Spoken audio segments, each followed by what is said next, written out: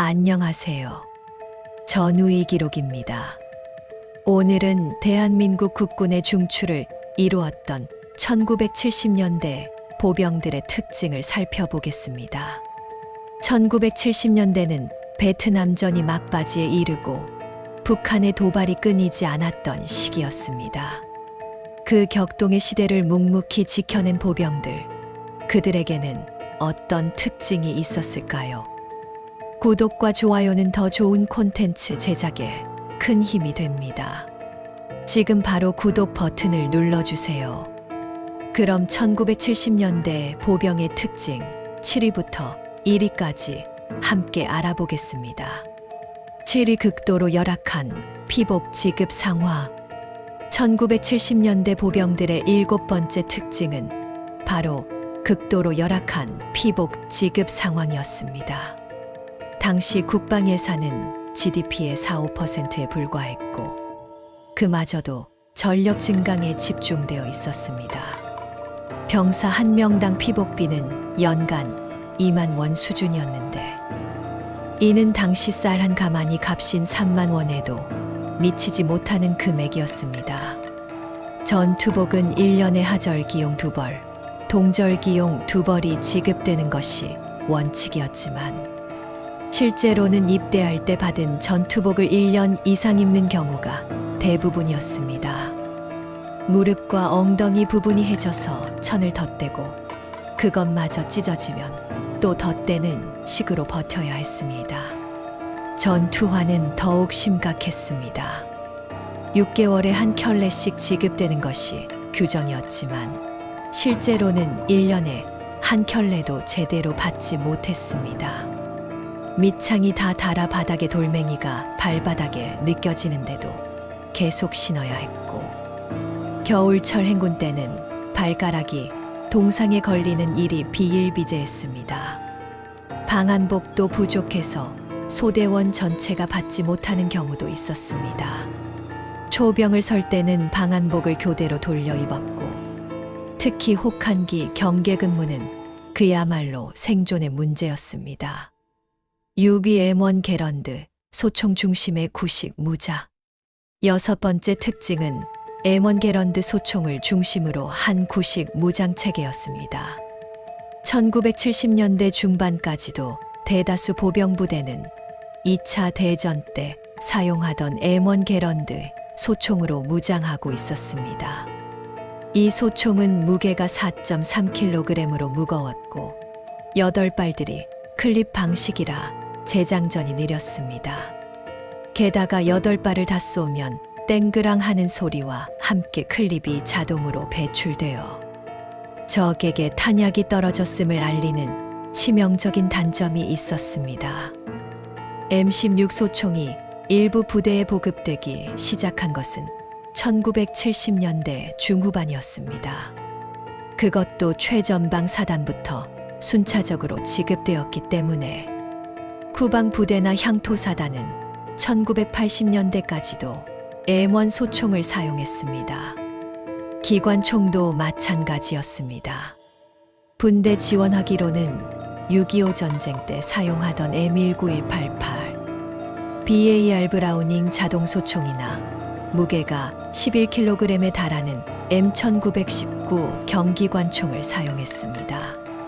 젊은 병사들도 하루 종일 이 무거운 화기를 들고 다니면 팔이 저리고 어깨가 무너질 지경이었습니다. 수류탄은 2차 대전형 MK2 파인애플 수류탄이 주력이었고 박격포도 60mm 및 81mm 구식 모델이었습니다. 신형 무기는 대부분 특전사나 해병대 같은 정예부대에 우선 배치되었고 일반 보병사단은 구형 무기로 버텨야 했습니다. 5위 하루 3끼 보리밥 중심의 열악한 식생활. 5번째 특징은 하루 3끼 보리밥을 중심으로 한 열악한 식생활이었습니다. 1970년대 군 급식은 쌀과 보리를 7:3 또는 6:4로 섞은 보리밥이 기본이었습니다. 정부의 혼분식 장려 정책 때문이기도 했지만 예산 부족이 가장 큰 이유였습니다. 병사 1인당 하루 급식비는 150원 내외였는데 이는 당시 짜장면 한 그릇 값인 200원보다도 적은 금액이었습니다. 반찬은 주로 김치, 된장찌개, 멸치볶음이 전부였습니다. 고기는 한 달에 2~3번 정도 나왔는데 그나마도 지방이 많은 삼겹살이나 목뼈를 끓인 뼈해장국 형태였습니다. 계란은 명절이나 특별한 날에만 1인당 한 개씩 배급되는 귀한 음식이었습니다. 특히 혹한기 훈련이나 GOP 근무 중에는 시레이션 전투 식량이 지급되었는데 이것도 한국전쟁 때 생산된 것들이 많아 맛이 형편없었습니다.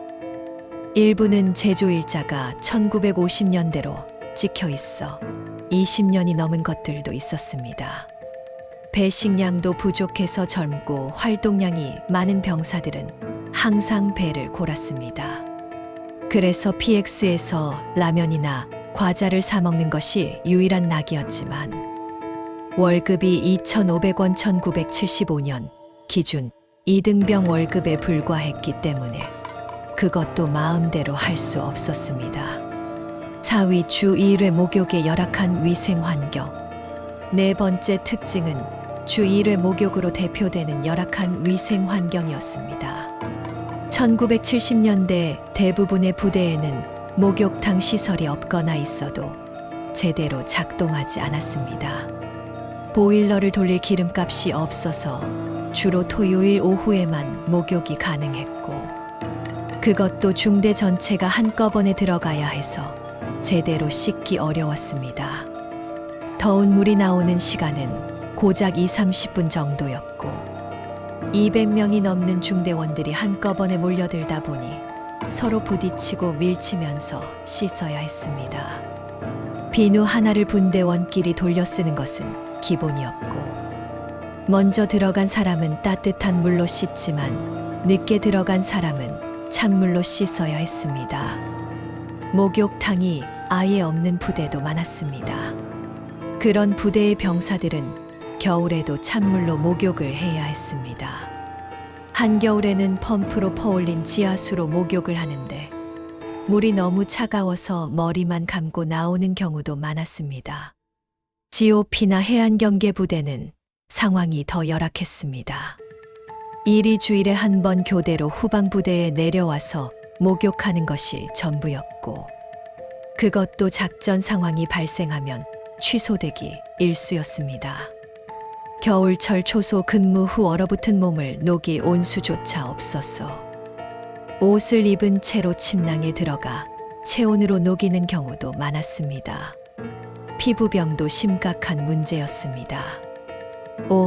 무좀, 습진이 만연했고 제대로 된 치료를 받지 못해 만성화되는 경우가 많았습니다.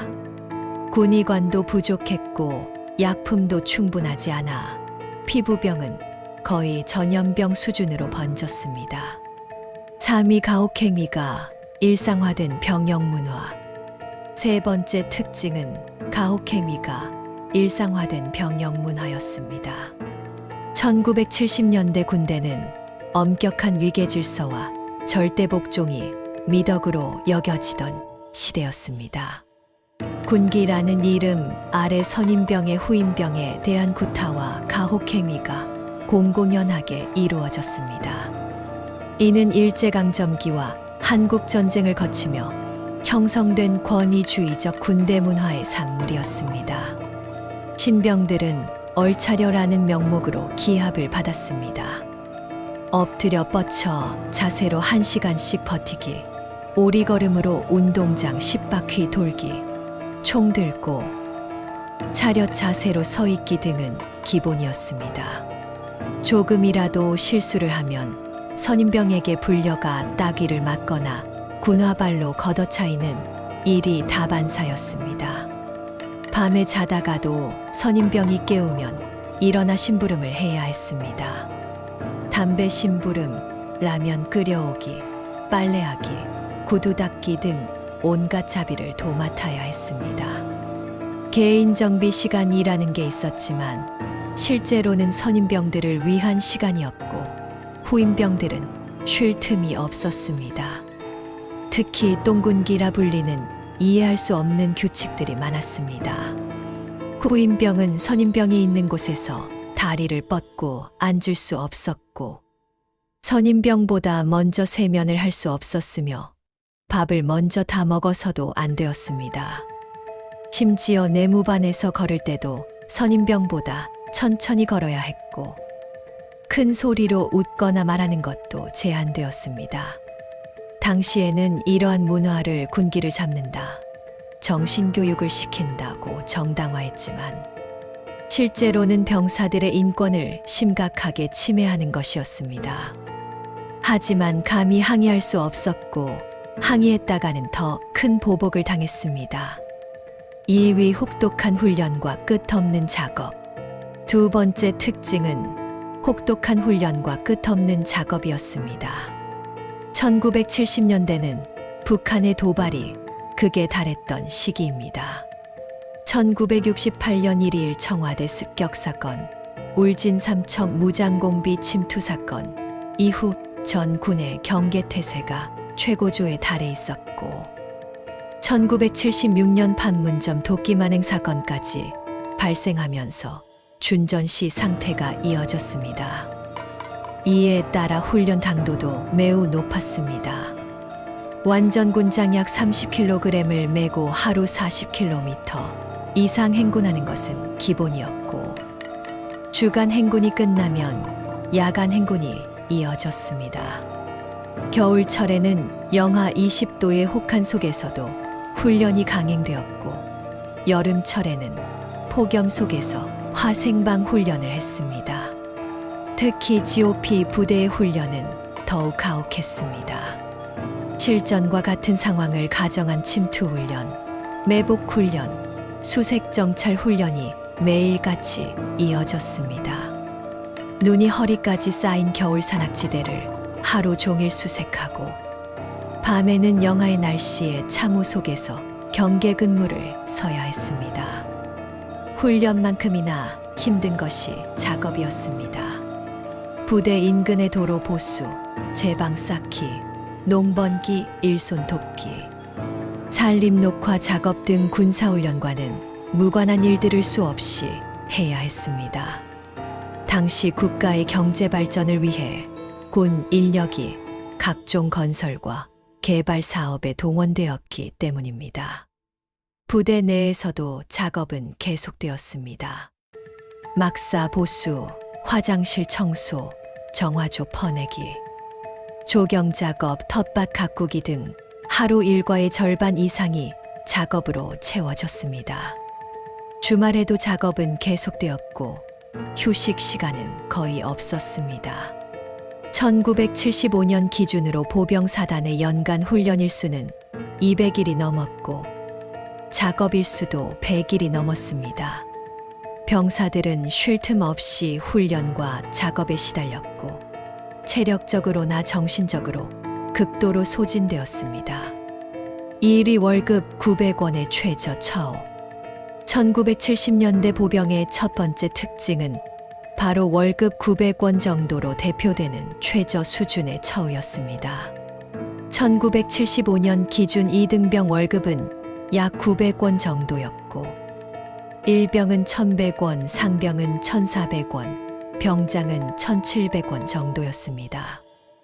이는 당시 서울 시내버스 요금 30원, 짜장면 한 그릇 200원, 담배 한 갑 80원이었던 것을 고려하면 턱없이 부족한 금액이었습니다.